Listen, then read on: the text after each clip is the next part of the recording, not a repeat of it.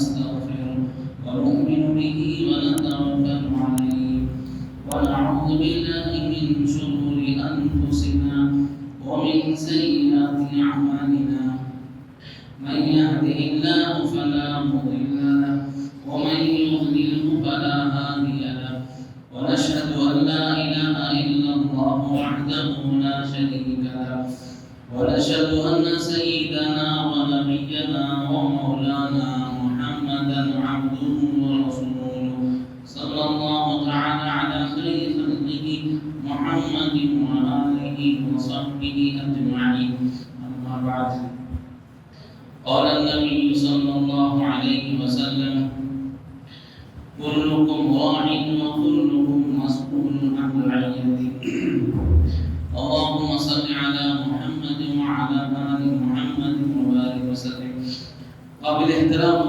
بزرگ دوستو معاشرے میں برائیاں بہت تیزی سے پھیلتی جا رہی ہیں نئی نئی برائیاں جس کا کبھی تصور نہیں ہوتا تھا پہلے زمانے میں ایسی عجیب عجیب برائیاں تیزی سے جنم لیتی جا رہی ہیں اور بہت تیزی سے لوگ اس سے متاثر بھی ہونا ایک سیلاب ہے برائیوں کا جو ہر ایک کو اپنی لپیٹ میں لیتا جا رہا ہے کیا مالدار کیا غریب کیا مرد کیا عورت کیا پڑھا لکھا کیا ان پڑھ سب متاثر ہوتے جا رہے ہیں اور بہت تیزی سے نوجوان اس سے متاثر ہو رہے ہیں لڑکے لڑکیاں اس میں گرتے جا رہے ہیں اور ہر ایک کی زبان پر اس کا تذکرہ بھی آتا ہے کبھی جو تھوڑی فکر رکھتے ہیں کہ بہت برا ہو گیا ہے ماحول لوگ بہت خراب ہو گئے ہیں اور یانیت ظلم و زیادتی اور برے اعمال کا مزاج بڑی تیزی سے پھیلتا جا رہا ہے اس کا لوگ تذکرہ بھی کرتے ہیں لیکن برائیاں تھمنے کا نام نہیں لے رہی اس کی وجہ کیا ہے اس کی وجہ یہ ہے کہ برائی کے خلاف ہم اچھے لوگ ایکشن لینے کی کوشش نہیں کرتے ہیں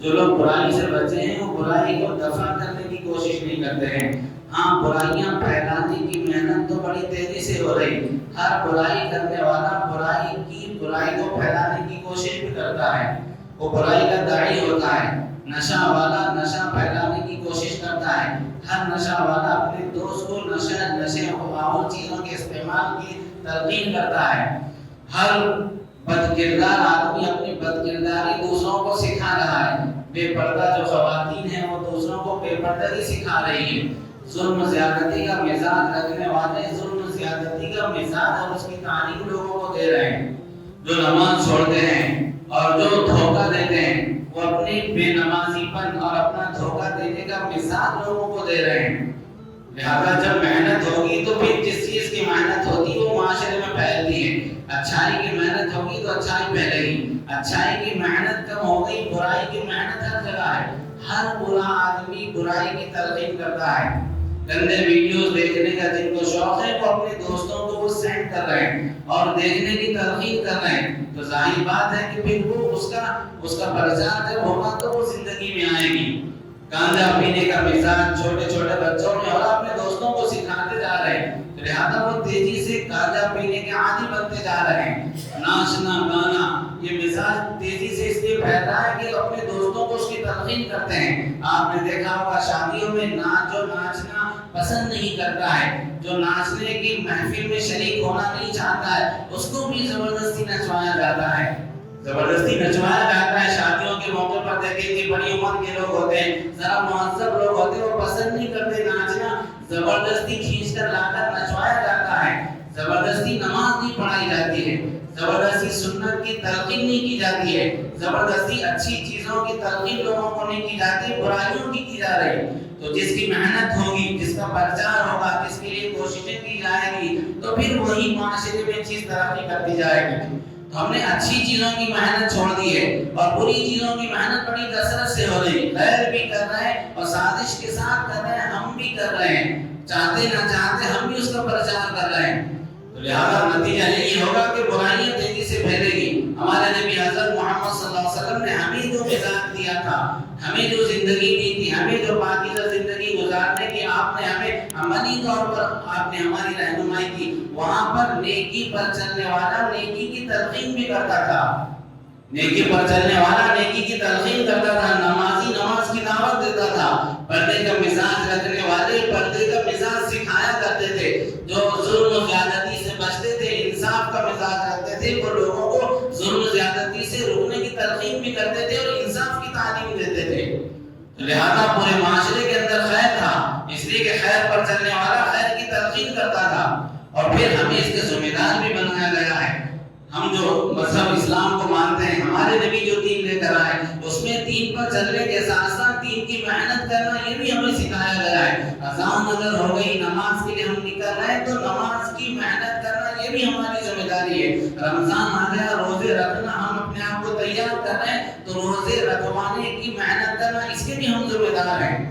ہم اپنے گھر میں پردے کو پسند کرتے ہیں، بے حیائی کو پسند نہیں کرتے ہیں، تو لہذا اس کی بھی ذمہ دار ہے کہ بازو والے کے گھر میں بھی ہم بے حیائی کو دور کرنے کی کوشش کریں، ان کے گھر میں بھی پردہ لائیں. اپنی تجارت میں دھوکہ ہم نہیں دیتے ہیں تو پھر ہم اس کی بھی ذمہ دار ہیں کہ بازو والے کو بھی سکھائیں کہ تجارت میں دھوکہ نہیں دیا جا سکتا ہے. ہم اپنی نگاہوں کی حفاظت کرتے ہیں، ہم جھوٹ نہیں بولتے ہیں، ہم نشہ وہ چیزوں سے اپنے آپ کو بچاتے ہیں، تو لہذا ہم اس کے بھی ذمہ دار ہیں کہ لوگوں کو اس سے بچائیں. یہ حضور علیہ السلام نے مثال دیا، لہذا جہاں بھی اس مزاج والے مسلمان جب دنیا میں رہیں، پوری دنیا میں خیر غالب ہوا ہے. اب دنیا میں شر ہے، کیوں؟ اس لیے کہ شر کی محنت کی جا رہی ہے، خیر کی محنت نہیں کی جا رہی. لہذا جس کی محنت ہوگی وہی چیز دنیا میں پھیلتی ہے. ہمارے نبی صلی اللہ علیہ وسلم نے ہمیں جو زندگی دی ہے وہ زندگی میں نیکی پہ چلنے کے ساتھ ساتھ نیکی کی محنت کرنے کا بھی ہمیں ذمہ دار بنایا گیا ہے. بنی اسرائیل کو اللہ نے ہلاک کیا، قرآن پاک میں بار بار ان کا تذکرہ کیا ہے. ایک وجہ یہ بھی بیان کی کہ ان کے اچھے لوگ جو تھے وہ برے لوگوں کو ٹوکتے نہیں تھے، یا ٹوکتے تھے تھوڑا ٹوک کر خاموش ہو جاتے تھے. اس لیے اللہ نے کہا ہم نے اچھوں کو بھی ہلاک کیا، بروں کے ساتھ وہ بھی ہلاک ہوئے ہیں. لہذا ہماری یہ ذمہ داری ہے، اگر یہ چاہتے ہیں معاشرے میں خیر آئے تو پھر ہمیں خیر کی محنت کرنی ہوگی، اچھائیوں کی محنت کرنی ہوگی. حضور صلی اللہ علیہ وسلم نے عملی طور پر اچھائی کی، آپ نے محنت کر کے دکھائی. جب کسی نے غلطی کی آپ نے فوراً ٹوکا ہے. ہم کسی کو غلطی کرتے ہوئے دیکھتے ہیں تو ہم یہ شرافت سمجھتے ہیں، اپنی ذمہ داری یہ سمجھتے ہیں کہ بازو سے نکل جائیں. کسی کو برائی کرتے ہوئے دیکھ کر بازو سے نکلنا یہ ہماری ذمہ داری نہیں، بلکہ کہا من رأى منكم منكرا فليغيره بيده، کہ جب کسی کو برائی کرتے ہوئے دیکھو تو بازو سے جانے کے لیے نہیں کہا کہ ہاتھ سے روکو. پہلی ذمہ داری، پہلا ہمارا فریضہ ہے. کسی کو اگر ہم دیکھیں برائی کرتے ہوئے پہلے ہاتھ سے روکنے کا حضور علیہ السلام نے حکم دیا ہے کہ فوراً اس کے ہاتھ سے گندی چیزوں کو روک لے. سگریٹ پیتے ہوئے کسی بچے کو ہم نے دیکھا، گانجا مارتے ہوئے دیکھا، گندے ویڈیوز دیکھتے ہوئے دیکھا، گالی دیتے ہوئے دیکھا، کسی کو ظلم مارتے ہوئے دیکھا، فوراً ہاتھ بڑھا کر اسے روکنا ہے. اس کے بعد کہا فَإِن لَّمْ يَسْتَطِعْ فَبِلِسَانِهِ، اگر کسی وجہ سے طاقت تمہارے اندر نہیں ہاتھ سے روکنے کی، کہا کہ زبان سے اس کو روکو. زبان سے اس کو روکنے کا حکم دیا ہے. فَإِن لَّمْ يَسْتَطِعْ، اگر اس کی بھی طاقت نہیں ہے، زبان بھی نہیں چلا سکتے ہیں، اس لیے کہ وہ جو غلطی کر رہا ہے اتنا پاور رکھتا ہے، اتنا اس کے پاس طاقت ہے، اتنی قوت ہے کہ ہمارا زبان سے بولنا بھی نقصان دے سکتا ہے. تو حضور علیہ السلام نے فرمایا فَبِقَلْبِهِ، تو پھر دل میں اس کو برا سمجھے. تو سب سے پہلے ہم ذمہ دار اس بات کی برائی کو دیکھ کے فوراً ہم ٹوکیں، فوراً ایکشن میں آ جائے. حضور علیہ السلام کی بیوی حضرت عائشہ رضی اللہ تعالیٰ عنہ ایک مرتبہ گفتگو کے دوران انہوں نے اپنی شوہر حضرت صفیہ رضی اللہ تعالیٰ عنہ کے عیب کی طرف اشارہ کیا. وہ اٹی جیسی عیب کی طرف اشارہ کیا، زبان سے کچھ جملہ نکالا تو حضور علیہ السلام نے سختی سے ٹوکتے ہوئے کہا عائشہ تم نے ایسی بات کہی، اگر اس بات کو سمندر میں ڈالا جائے پورا سمندر کا پانی گندا کڑوا ہو جائے گا، اتنی گندی بات تم نے کہی ہے. ایک صحابی کو حضور صلی اللہ علیہ وسلم نے دیکھا کہ وہ تجارت کر رہے ہیں مگر اچھا مال سامنے رکھا اور خراب مال اندر چھپا کر رکھا ہے. حضور صلی اللہ علیہ وسلم ان کے ڈھیر کے پاس سے گزرے، اناج بیچ رہے تھے، وہ برسوں کا سوکھا تھا، آپ نے اندر ہاتھ ڈالا، اندر کچا گیلا تھا، آپ نے فوراً کہا یہ کیا ہے. اس کے بعد کہا من غش فلیس منا، جو برائی کرے ہم میں سے نہیں ہے. تو ہمیں یہ حضور نے مثال دیا، برائی کو دیکھو فوراً ٹوکو، بازو سے گزر جانا، آنکھیں بند کر لینا، اپنے آپ کو سے دور رکھنا، یہ اسلامی مزاج نہیں ہے. حضور صلی اللہ علیہ وسلم مسجد میں ایک بندہ آیا نماز پڑھنے کے لیے تو حضور نے اس کی نماز دیکھی. ہم اپنی عبادت میں لگے رہتے ہیں، لوگوں کی طرف توجہ نہیں کرتے ہیں. ہاں کبھی کرتے ہیں تو برائیاں اچھالنے کے لیے کرتے ہیں، برائیاں اچھالنے کی چیز نہیں ہوتی ہوتی ہے، برائیاں ختم کرنے کی چیز ہوتی ہے۔ برائیوں کو دیکھ کر اپنی بھڑاس نکالنے یا اپنی کوئی دشمنی نکالنے کا ذریعہ اسے نہیں بنایا جاتا ہے، بلکہ جیسے کسی مریض کو دیکھ کر اس کی تکلیف کو دیکھ کر بے چین ہوتے ہیں اور یہ کوشش ہوتی ہے اس کی تکلیف دور ہو جائے، ایسے کسی گندے آدمی کو، گنہگار کو دیکھیں تو اس نگاہ سے دیکھیں اس کی گندگی دور ہو جائے، اس کی وہ گناہوں کی عادت ختم ہو جائے۔ حضور علیہ السلام نے دیکھا مسجد میں آئے نماز پڑھنے کے لیے، آپ نے اس کی نماز کو دیکھا، پھر وہ جیسے نماز سے فارغ ہو کر آپ کے پاس آئے، آپ علیہ السلام نے کہا صلی فإنک لم تصلی، جاؤ پھر نماز پڑھو، تم نے نماز نہیں پڑھی، یعنی ویسی نہیں پڑھی جیسی پڑھنی چاہیے۔ تو اپنی نماز پر مطمئن ہو کر بیٹھنا یہ ہمارا دین ہمیں نہیں سکھاتا ہے۔ دوسروں کی نماز کو بھی ہم دیکھیں، اگر کسی کی نماز میں کمی ہے تو ہم اسے ٹوکیں، نہیں ٹوک سکتے امام صاحب کو کہہ دیں، کسی ذمہ دار کو کہہ دیں۔ ہماری اس مسجد میں ایک صاحب کے بارے میں کسی نے کہا یہ سجدے زیادہ کرتے ہیں نماز میں، 2 کے بجائے 3-4 کرتے ہیں، تو پھر ہم نے ان کو بلا کر سمجھا، انہوں نے کہا مجھے نہیں معلوم ایسی غلطی کرتا ہوں، واقعی مجھے توجہ کرنی چاہیے۔ تو ہماری ذمہ داری ہے غلطی کرتے دیکھیں فوراً ٹوکیں، نہیں ٹوک سکتے ٹوکنے والوں کو ہم اس کا میسج دیں، اس کا پیغام دیں، توجہ دلائیں۔ حضور صلی اللہ علیہ وسلم نے انہیں کہا کہ نماز نہیں پڑھی جاتی نماز پڑھو، وہ پھر گئے نماز پڑھ کے آئے، پھر حضور نے کہا کہ نماز نہیں پڑھی جاتا پھر نماز پڑھو۔ حضور نے 3 مرتبہ ان کو واپس کیا، انہوں نے آخری مرتبہ میں آ کر کہا کہنے لگے نبی اس سے اچھی مجھے نماز نہیں آتی ہے، تو پھر حضور نے ان کو نماز سکھائی۔ تو بہرحال ہمارے نبی صلی اللہ علیہ وسلم نے ہمیں جو دین دیا ہے، جو مزاج دیا، وہ مزاج ہم نے ختم کر دیا، جس کی وجہ سے برائیاں تیزی سے پھیلتی جا رہی۔ اگر ہم برائیوں کے ختم کرنے کے لیے، مدافعات کے لیے کمر بستہ ہو جائیں اور اپنا یہ مشن بنا لیں کہ ہمیں برائیاں ختم کرنی، ہمارے گھر سے ختم کرنی، ہمارے معاشرے سے ختم کرنی، ہمارے خاندان سے اور ہمارے محلے سے، اگر یہ محنت کے لیے ہم اپنے آپ کو تیار کر لیں، عہد کر لیں، آدھی برائیاں معاشرے سے ختم ہو جائے گی۔ ہر آدمی ذمہ دار ہے، ہر آدمی اپنے گھرانے سے شروع کرے، اور آدمی پھر جب کسی برائی کو ختم کرنا چاہتے ہیں 1-2 مرتبہ کہنے سے کوئی اچھا نہیں ہو سکتا ہے۔ اتنا ذہن میں رکھیں، ہم میں سے اکثر لوگ آپ صاحب بول دیے، ہم سنتا ہی نہیں پڑتا، سنتی نہیں ہماری بیوی، کیا کرنا ہمارے سر پڑ گئی ہے، سنتے نہیں ہمارے شوہر، کیا کرنا وہ غلط جگہ ہمارا رشتہ ہو گیا ہے۔ 1-2 مرتبہ کہنے سے برائی کبھی ختم نہیں ہو سکتی ہے۔ اگر ایک آدھا مرتبہ کہنے سے برائی ختم ہوتی تو حضرت محمد صلی اللہ علیہ وسلم کی زبان میں جو تاثیر تھی وہ کہاں سے لا سکتے ہیں؟ آپ ایک مرتبہ نہیں، بار بار آپ نے لوگوں کو برائی سے روکا ہے۔ ایک مرتبہ میں اصلاح کسی کی نہیں ہوتی ہے، کسی کو اگر بیماری ہو جائے ایک آدھا مرتبہ خوراک گولیاں کھلاتے برائی نہیں جائے گی۔ روح کی بیماری، بدن کی بیماری سے سخت ہوتی ہے، بدن کی بیماری کو ختم کرنے کے لیے بہت وقت لگتا ہے۔ کسی کا ہاتھ فریکچر ہو جائے، پیر کی ہڈی اگر سرک جائے تو کتنی محنت لگتی ہے۔ ایک آدھا دن کی دوائی سے، ایک آدھا دن کی مالش سے، ایک آدھا مرتبہ پٹی لگانے سے پیر اچھا نہیں ہوتا، بہت محنت کرنی پڑتی ہے۔ اس مریض کو خود کرنا پڑتا ہے، اس کی بیوی کو، اس کے بچوں کو، افراد خاندان کو لگنا پڑتا ہے، اس میں پھر جا کر پیر اس قابل ہوتا ہے اپنی پہلی شکل پر آ جائے، اس کا عیب ختم ہوتا ہے۔ روح کی بیماری اس سے زیادہ محنت طلب ہے، اس سے زیادہ محنت کا مطالبہ رکھتی ہے، اس سے زیادہ محنت کی متقاضی ہے۔ لہذا اگر بیماری کسی کے اندر روح کی گندگیاں آ رہا ہے، کسی کے اندر برائیاں ہیں، یہ ذہن سے نکال دے، ایک ہی مرتبہ میں سلسلہ ہونی چاہیے۔ ایسا نہیں ہو سکتا ہے، بار بار کوشش کرنی پڑے گی اور ہمدردانہ انداز میں کرنی پڑے گی، اپنائیت کے ساتھ کرنی پڑے گی۔ نفرت کے ساتھ برائیاں ختم نہیں کی جا سکتی ہے۔ اگر ہماری بیوی میں کوئی برائی ہے، بچے میں برائی، پڑوسی میں برائی ہے، ہم نفرت سے، پیشہ سے، سختی سے اگر ختم کرنا چاہتے ہیں، اس کو ہم بھڑکائیں گے اور تہش میں آئے گا، اور تہش میں آئے گا، اور سختی کے ساتھ اور زیادہ برائی کرے گا۔ محبت اور حکمت کے ساتھ کرنی چاہیے، عقل مندی کے ساتھ کرنی چاہیے۔ حضرت حسن حسین رضی اللہ تعالیٰ عنہما، حضور نے مثال دیا، بچے برائی کو دیکھ کر اٹھتے نہیں تھے جب تک کہ اس کی اصلاح کی کوشش نہ کرتے۔ ہم تو بازو سے نکل جاتے ہیں، شرافت اسی میں سمجھتے ہیں، ہماری دینداری کی وقار اسی میں کے ساتھ ہم بازو نکل جائیں، یہ گندے لوگوں کے ساتھ نہ کھڑے ہوں۔ وہاں حسن حسین نے دیکھا وضو کر رہے ہیں، ایک بوڑھے میاں آئے وضو کرنے لگے، ان کا وضو صحیح نہیں تھا، جیسے بچوں نے دیکھا فوراً متحرک ہو گئے، چچا وضو کر رہے ہیں مگر وضو ان کا صحیح نہیں، ہم اپنے وضو پر مطمئن ہو کر اٹھ نہیں سکتے، ہمارا وضو اچھا ہو جائے یہ کافی نہیں ہے، دوسروں کا وضو بھی صحیح کرنا ہماری ذمہ داری ہے۔ ابھی معصوم بچے، لیکن گھرانہ کس کا تھا؟ محمد رسول اللہ صلی اللہ علیہ وسلم کے گھرانے سے وہ مزاج سیکھا تھا، لہذا وہ اٹھے نہیں، آنکھوں سے اشارہ کیا، فوراً ترکیب کی آنکھوں سے۔ آدمی جب کسی کو مقصد بناتا ہے کام کرنا اس کے لیے آسان ہوتا ہے۔ لہذا فوراً انہوں نے آنکھوں سے اشارہ کیا اور بڑے میاں سے کہنے لگے چچا جان ہم دونوں میں اختلاف ہو گیا ہے کہ وضو کس کا اچھا ہے. حسن کہتے ہیں میرا وضو تیرے وضو سے اچھا ہے حسین, اور حسین کہتے ہیں کہ میرا وضو اچھا ہے حسن بھائی تمہارے وضو سے اچھا ہے. لہذا آپ بڑے آدمی ہیں, ہمارے وضو کو آپ دیکھ لیں, ہم دونوں وضو کرتے ہیں, آپ کو کہ کس کا اچھا کس کا غلط ہے آپ بتا دیں. چچا نے کہا کہ ٹھیک ہے بچوں کرو وضو. دونوں نے وضو کیا تو چچا سمجھ گئے, وہ بڑے میاں کہا کہ بیٹے اصل وضو میرا غلط ہے, تم دونوں کا وضو صحیح ہے. اتنی حکمت سے ان کی غلطی سے ان کو روکا ہے.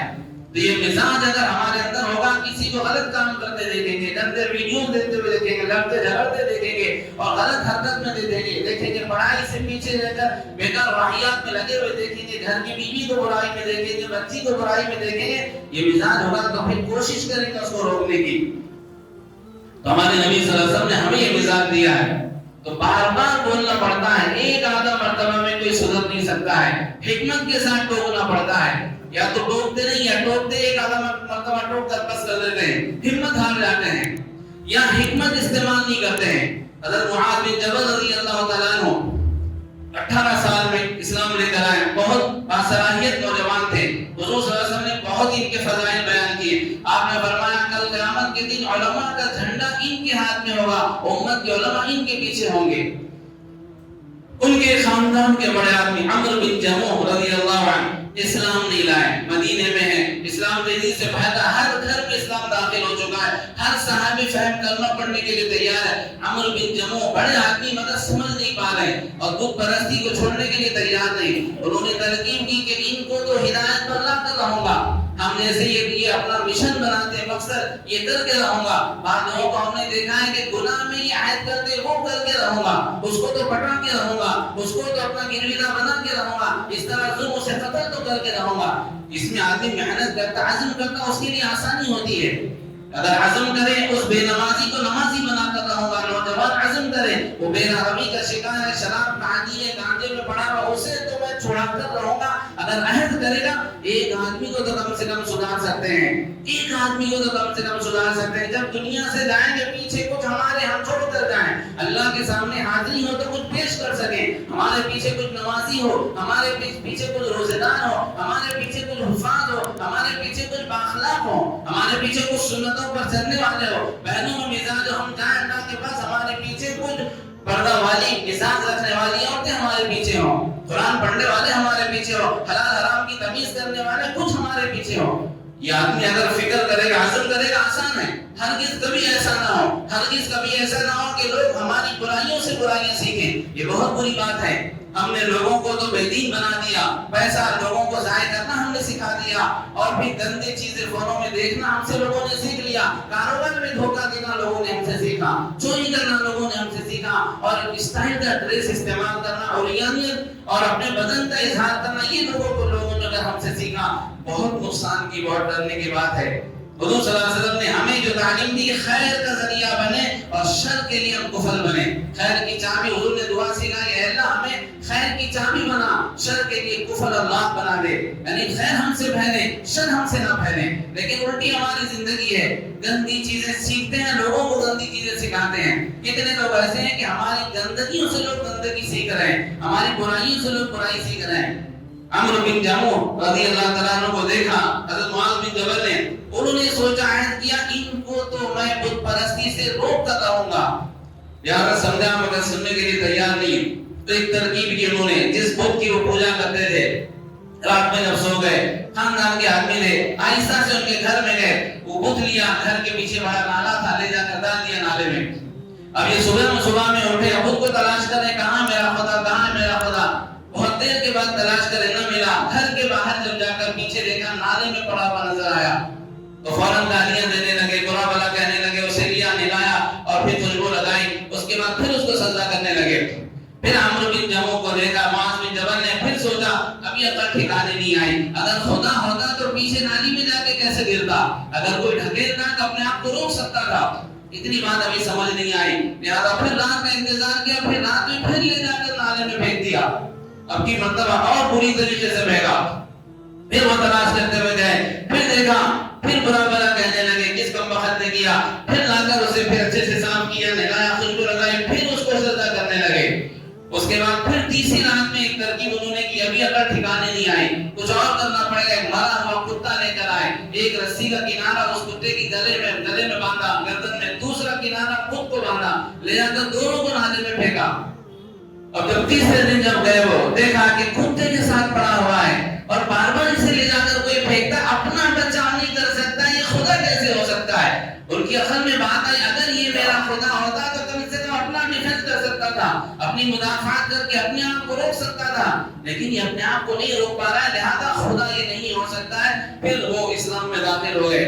تو میرے بھائیو اگر کرنا چاہیں گے، اگر کرنا چاہیں گے، بڑے بڑے گندے لوگوں کو، برائیوں کو، ملوث لوگوں کو روک سکتے ہیں، مگر شرط یہ کہ ہم اپنا عزم کریں۔ ہم نے عزم کچھ اور کیا ہے، فون خرید کر رہوں گا، گاڑی خرید کر رہوں گا، کار خرید کر رہوں گا، اس کے جیسی بلڈنگ بنا کر رہوں گا، اپنی شادی اس کے جیسی اعلیٰ شادی خانے میں کر کے دکھا دوں گا، یہ ہمارے عزائم ہے۔ لہذا معمولی نوکری والے بڑی بڑی عمارتیں کھڑی کر رہے ہیں اور معمولی تنخواہ والے اونچے شادی خانوں میں عمدہ انداز میں اپنی شادیوں کو انجام دے رہے ہیں۔ کیوں؟ مزاج وہ بنایا ہے اور اپنی زندگی کا مشن اس کو بنایا ہے۔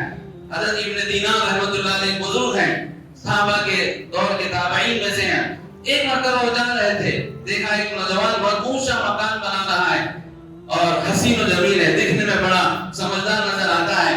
حضرت مالک بن دینار نے جیسا دیکھا، ان کے ساتھ جعفر بن سلیمان ان کے شاگرد تھے، دیکھ کر فوراً کہا سلیمان چل جا کر اس کو سمجھاتے ہیں، کتنا سمجھدار نوجوان اور کس سے نہ لگا، اپنا پیسہ کہاں لگا رہا ہے، دنیا میں گارے مٹی میں پیسہ لگا رہا ہے، اگر یہ اپنا پیسہ آخرت پر لگا آخرت اس کی بن جائے گی۔ لہذا کہتے ہیں ان کے شاگرد مجھے لے کر گئے اور جا کر کہا کہ سلام کیا، اس نے جواب دیا، وہ مالک بن دینار کو جانتا تھا مگر چہرے سے نہیں پہچانتا تھا۔ جب وہ پہچان گیا، بات چیت میں معلوم ہو گیا، مالک بن دینار اٹھ کر کھڑا ہوا، ادب سے ابو حضرت کیسے آنا ہوا، کہا کتنا پیسہ لگانا چاہتے ہو اس مکان میں؟ اس نے کہا 1,00,000 درہم لگانا چاہتا ہوں، آج کے زمانے کے تقریباً 1 کروڑ روپے سے زیادہ ہوتے ہیں، 1,00,000 درہم لگانا چاہتا ہوں۔ انہوں نے کہا یہ پیسہ مجھے دے دو، اس کے بدلے جنت میں عمدہ مکان اس سے بہتر، اس کی خوبیاں گنائیں، ایسا مکان تمہیں اللہ سے دلواؤں گا۔ اس نے کہا مجھے 1 رات سوچنے کا موقع دیجیے، سمجھدار آدمی تھا، 1 رات مجھے سوچنے کا موقع دیجیے، کل جواب دوں گا۔ چلے گئے، رات بھر اس کے لیے دعا کرتے رہے۔ برائی کو اگر کسی سے روکنا چاہتے ہیں، کسی کو برائی سے روکنا چاہتے ہیں، صرف زبان سے بولنا کافی نہیں، اس کے لیے دعا بھی ضروری ہے۔ ہمارے نبی صلی اللہ علیہ وسلم نے دعائیں کی ہے، ہم اپنے بیٹے کی بے دینی پر کبھی دعا کرنے کے لیے رات میں نہیں اٹھ سکتے ہیں، اپنی بیوی کی بے دینی پر کبھی رات میں اللہ کے سامنے ہاتھ پھیلا کر تو آنسو نہیں بہا سکتے ہیں۔ حضور صلی اللہ علیہ وسلم کی دعا دی، جس نے عمر جیسے سخت ترین انسان کو، جس کے بارے میں کہا جاتا تھا کھڑا اسلام لا سکتا ہے خطاب کا، لیکن خطاب کا بیٹا عمر کو بھی کلمہ نہیں پڑے گا، لیکن حضور کی دعائیں تھی، وہ مجبور ہو کر اسلام میں آئے۔ جب آئے اسلام کا کلمہ پڑھنے کے لیے تو جیسے کلمہ انہوں نے پڑھا تو حضرت بلال نے کہا آج پوری رات محمد علیہ السلام تیرا نام لے کر دعا کرتے رہیں، اللہ تجھے ہدایت دے دے۔ تو اگر ہم دعا کریں گے محنت کے ساتھ، اپنے معاشرے کی بے دینی، اپنے گھرانے، اپنے بچوں، اپنے خاندان افراد کے اگر دعا بھی کریں گے محنت کے ساتھ، ضرور معاشرہ سدھرتا ہے۔ اللہ محنت کبھی ضائع نہیں کرتے، یاد رکھنا اللہ کبھی محنت ضائع نہیں کرتے۔ اگر غلط محنت کرے گا آدمی اس کا نتیجہ آتا ہے، اچھی محنت کا نتیجہ کیسے نہیں آئے گا؟ محنت اگر کریں گے یقیناً نتیجہ آتا ہے۔ مالک بن دینار رات بھر دعا کرتے رہے، صبح میں جب دیکھا اس نے فوراً اٹھ کر کھڑا ہوا اور لا کر وہ جو تھیلیاں تھی دراہیم کے سامنے رکھ دی، کہا یہ لے لیجیے پورے پیسے، آپ مجھے لکھ کر دے دیں، ایسا ایسا جس مکان کا وعدہ کیا ہے آپ مجھے اللہ سے دلائیں گے۔ اللہ کے لیے محنت کرنے والے، اللہ کے لیے لوگوں کی برائیوں کو دیکھ کر کھولنے والے اللہ کے محبوب ہوتے ہیں۔ لہٰذا انہوں نے لکھ کر دی، پرچہ لکھ کر دے دیا۔ چند دن کے بعد ادھر سے گزر رہے تھے، دیکھا سیاہ ایک جھنڈا لگا ہے، سوکھ کے موقع پر دیکھا ہوگا بڑے آدمی کا انتقال ہوتا، سیاہ جھنڈے کالے جھنڈے لگائے جاتے ہیں، بلا دیکھا جھنڈا لگا ہے، رونے کی آواز آ رہی، جا کر پوچھا کیا ہوا تو کہا اس کا انتقال ہو گیا ہے۔ تو مالک بن دینار رحمۃ اللہ علیہ نے اس سے پہلے مالک بن دینار اپنے گھر میں اپنے مسجد میں نماز پڑھ رہے تھے، اچانک ایک پرچہ دکھا، جہاں نماز پڑھ رہے تھے دیکھا وہ پرچہ وہی تھا جس پر انہوں نے لکھ کر دیا تھا کہ ہم ایسے اللہ سے تجھے مکان دلائیں گے، محل دلائیں گے جنت میں۔ اس کے پیچھے بیک سائڈ میں ایک عجیب طرح کی تحریر جو دنیا کی سیاہی سے لکھی ہوئی نہیں تھی، تحریر لکھی ہوئی تھی کہ ہم نے مالک نے جو وعدہ کیا ہے ابن دینار نے ہم نے اس کو دے دیا ہے۔ لہذا وہ پرچی لے کر گئے اور جا کر پوچھا کہ غسل کس نے دیا؟ تو اس آدمی نے کہا، اس غسان نے، میں نے غسل لیا. کہا اس نے کیا وصیت کی تھی؟ کہا وصیت یہ کی تھی، ایک پرچہ دیا تھا، کہا کہ وہ پرچہ میرے کفن اور بدن کے بیچ میں رکھنا. یہ اس نے وصیت کی، مر گیا، میں نے اس کو دفن جب کیا اور پرچہ رکھا. مالک بن دینار نے جیب سے پرچہ نکالا، کہا یہی ہے، کہا یہ وہی پرچہ ہے. میں نے اپنے ہاتھ سے رکھ کر کفن میں رکھا اور اسے قبر میں رکھ کر میں نے ہاتھ سے مٹی ڈالی ہے. یہ پرچہ آیا کہاں سے؟ اللہ نے آسمان سے نیچے گرایا اور اپنی طرف سے جواب دے کر کہ ہم نے جو تم نے محنت کی، جو وعدہ کیا، ہم نے اس کو پورا کیا ہے. تو محنت کرنے والوں کی محنت کبھی ضائع نہیں ہوتی. یہ اللہ کی کمپنی میں کام کرنا ہے.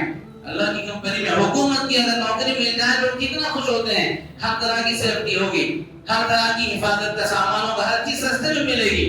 جو گورنمنٹ جاب والے ہوتے ہیں کہتے ہیں صاحب 10,000 کی تنخواہ کیوں نہ ہو، مگر دنیا کے اندر ہر طرح کا سپورٹ ہوتا ہے. تو دین کی محنت کرنا یہ اللہ کا کام کرنا ہے، لہٰذا اللہ محنت ضائع نہیں کرتے ہیں. تو ہمارے نبی صلی اللہ علیہ وسلم نے یہ مثال دیا کہ امت جب کسی کو گناہ میں دیکھتی بے چین ہو جاتی. ہمارا مزاج ختم ہو گیا ہے، جس کی وجہ سے برائیاں تیزی سے پھیل رہی. باپ نمازی ہے، 40 سال تک نماز پڑھتا رہا، گھر میں ایک بھی نمازی نہیں. شوہر نمازی ہے مگر بیوی نماز کے لیے تیار نہیں. بیوی نمازی ہے مگر شوہر نماز کے لیے تیار نہیں. کیوں؟ محنت ہم نہیں کرتے ہیں. محنت کرنی پڑے گی. اچھائیاں محنت کے بعد آتی ہیں. صرف 1-2 مرتبہ بولنے سے اچھائیاں زندگی میں نہیں آتی ہے. دنیا میں جو ظلم کو پھیلا رہے ہیں، جو بد کرداری کو پھیلا رہے ہیں، وہ کتنی قربانیاں دے رہے ہیں ہم تصور نہیں کر سکتے ہیں. اپنا سب کچھ لگانے کے لیے تیار ہیں. اور ہم جس کے مکلف ہیں، تھوڑا وقت لگانے کے لیے، تھوڑا مال لگانے کے لیے، تھوڑے اپنے جذبات کو قربان کرنے کے لیے تیار نہیں. مختصراً وقت ہو گیا، ایک بات سنا دینا ہے. افریقہ میں ایک خاتون عیسائی، محنت کے لیے، عیسائی تبلیغ کے لیے اسے بھیجا گیا. سفید فام تھی، وہ گورا اس کا کلر تھا. جس علاقے میں بھیجا گیا وہاں سیاہ فام کالے لوگ رہا کرتے تھے. اس نے جا کر 1.5 سال تک لوگوں کو عیسائیت کی دعوت دی. 1.5 سال تک سب اس سے بہت مانوس تھے، بہت اسے پسند کرتے تھے، لیکن اس کی وہ عیسائیت کی دعوت قبول کرنے کے لیے تیار نہیں تھے. تو پھر 1.5 سال کے بعد ان لوگوں نے میٹنگ کی. ہم اپنی بیوی، اپنے بستی میں نماز اور اپنے خاندان میں نماز کے لیے اتنے مشورے محنت نہیں کرتے جتنی وہ کرتے ہیں اپنے غلط مذہب اور اسلام کو مٹانے کی محنت کرنے والے. 1.5 سال کے بعد ان مشورہ کے آخر کیا بات ہے؟ لڑکی سے سب متاثر ہیں مگر وہ اس کی بات قبول کیوں نہیں کر رہے ہیں؟ یہ بات سامنے آئی. یہ سفید فام ہے، گورے کلر کی ہے، جس علاقے میں بھیجا گیا کالے لوگ رہتے ہیں. لہذا چونکہ کالے دونوں میں پرانی دشمنی ہے، جس کی وجہ سے اس کی بات نہیں مان رہے. یہ کہوا کہ کسی سیاہ فام کالی لڑکی کو بھیجا جائے. ایک کالی لڑکی گئی، 1.5 مہینے میں وہ کام کر دیا اس نے جو پہلی والی نے 1.5 سال میں نہیں کیا تھا.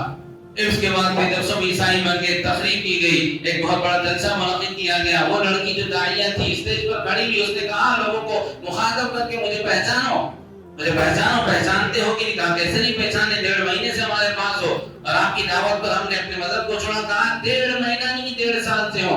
وہ جو پہلے آئی تھی 1.5 سال میں ہی تھے. میرے آنکھ ناک کان پہ غور کرو، میری ہائٹ کو دیکھو، کلر بدلا ہے. لوگوں نے پوچھا کیسے ہو؟ کہا جب یہ طے کیا کہ ہمارے بڑوں نے یہ طے کیا، ہمارے مشن کے ذمہ داروں نے طے کیا کہ سفید فام کی لڑکی وہ نہیں کر سکی، سیاہ فام کو بھیجا جائے. میرے دل پر آنے چل گئے کہ جو کام میں نہ کر سکی میری مخالف کو کیسے بھیجا جا سکتا ہے. میں اپنے کمرے میں ایک ایسیڈ کے ذریعے سے اپنے پورے بدن کو میں نے کالا کر دیا.